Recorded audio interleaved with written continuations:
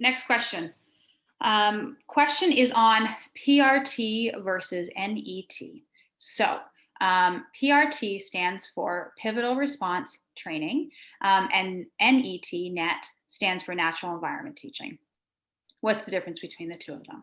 I mean, I can tell you they have a lot of similarities. So with both PRT and natural environment teaching, you are basically trying to follow the child's lead as much as possible, seeing what the child is interested in doing and trying to teach using whatever the child is interested in.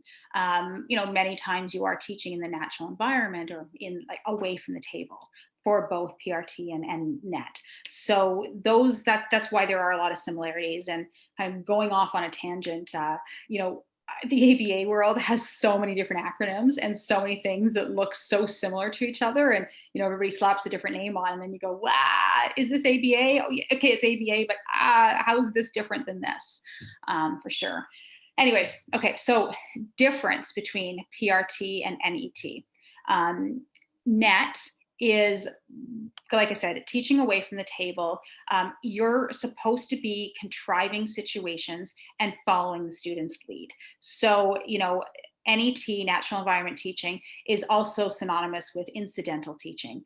And with incidental teaching, the big thing is that you're supposed to follow the child's lead. The child has to initiate first before you can jump in and teach. So in true incidental teaching, in true NET, you are supposed to contrive situations, set up a bunch of things, but not until that child literally initiates. And I'm doing this because the child reaches for or starts to say something about what you've contrived, then you can set up the situation. A lot of the times, natural environment teaching has to do with manding. Not always, it can be commenting, it can be other things, but mainly manding.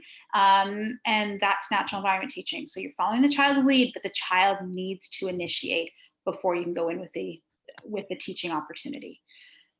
With PRT, pivotal response training, you're teaching some manding, but you're also teaching other pivotal responses like joint attention, imitation skills, et cetera, all of these pivotal responses that if you teach, the theory is that if you teach the pivotal response, then the student will learn from the natural environment and won't necessarily need you, right? So if you teach, for instance, imitation skills, then the child can start copying other people in their environment. If you teach joint attention, then the student can start learning how to look at others and reference others for ideas, et cetera, et cetera.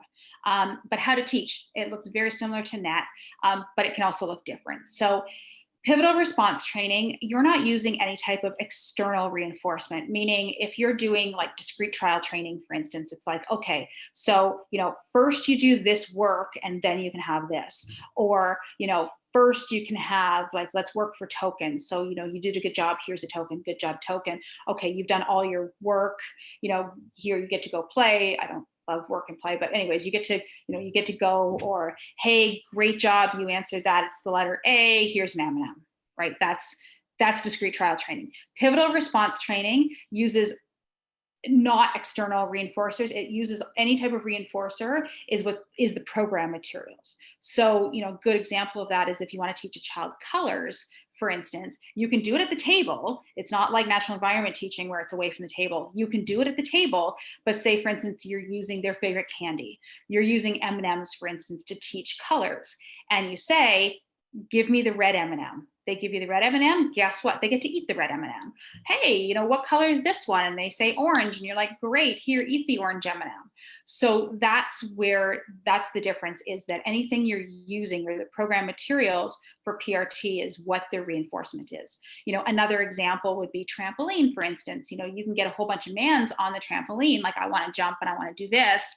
And that's similar to natural environment teaching. But you can also, with PRT, say, oh, you want the trampoline? Well, we need to do some printing. So let's print the word jump. Let's print the word trampoline. Let's print the word high, fun, all of that kind of stuff. Great. Now we can go on the trampoline. So there's a subtle difference, but do you see what it is? Sherry, did I explain that properly? Yeah, I think that was a great explanation. And I think that there's overlap for sure. And I think that I don't know, sometimes I think like, does it matter? But Yeah, the important thing is like it's just good teaching. And if they're all under ABA, are you focusing on those pivotal responses, which is huge, like the imitation, the joint attention, like that's really the focus of PRT is those pivotal responses, which I love because I do think that that should be a focus.